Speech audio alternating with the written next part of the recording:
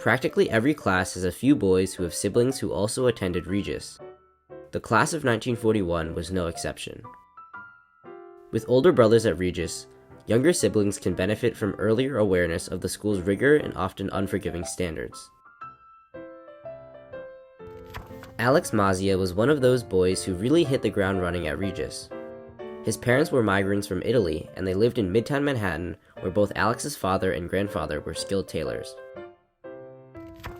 Alex's older brother, Valentino, was 2 years ahead of him as a member of the class of 1939. At school, Alex was the boy who seemed to have limitless energy and time, and was involved in multiple extracurricular activities. He helped lead the chess club, managed the basketball team, was involved with school publications, the library and academic societies, as well as various service and religious groups.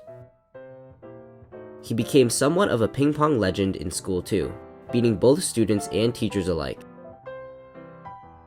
Alex was also an active musician, playing both the organ in the Regis Orchestra and the accordion amidst senior room revelry. And all that also didn't hinder him from winning the General Excellence Award each year. The second member of the class of 1941 with an older brother at Regis was Alphonse Théon. His brother, Roger, was only a year older in the grade above him. My grandmother came from a family that immigrated to this country sometime in the mid-19th century from the Baden area of Germany. My grandmother's family was originally not Catholic, and her parents were killed in a terrible tenement fire along with one of her siblings. She was raised by her 16-year-old sister, who married an Irishman, and she must have converted to Catholicism at that point. And my grandmother received a tremendous amount of support, I think, from the Catholic community, so was very devout in her Catholicism. My grandfather was 1 or 2 decades older than my grandmother. He came from a French-Canadian family. He did mostly accounting and worked for a variety of companies, including 2 decades at the New York Times.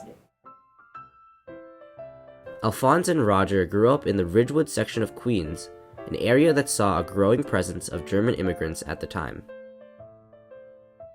As far as growing up in a German neighborhood, I think it was somewhat challenging. There was a lot more bullying that went on, and that was acceptable at that point in time. But it was wonderful in that he had family nearby. He could stop in at his aunt. He had cousins that he was very close to. So in that way, it was a wonderful neighborhood to grow up in. Alphonse and Roger both held after-school jobs to help bring money home to their family. They worked at a bowling alley and in various odd jobs. The working hours, long commute, and schoolwork would seemingly take a toll on the two while they were at Regis. But nevertheless, school remained a big priority for the Théons. My father told me that his older brother, Roger, did not like to do his homework. And my grandmother would stand over him and say, "You have to do your homework before you can go out and play." And that apparently was a daily disagreement between her and her oldest son.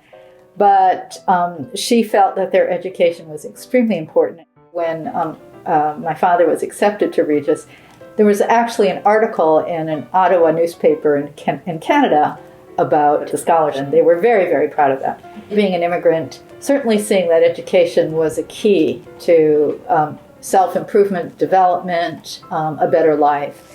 And the hardships that they went through, especially my grandmother, having started out under such difficult circumstances, it was very important to her.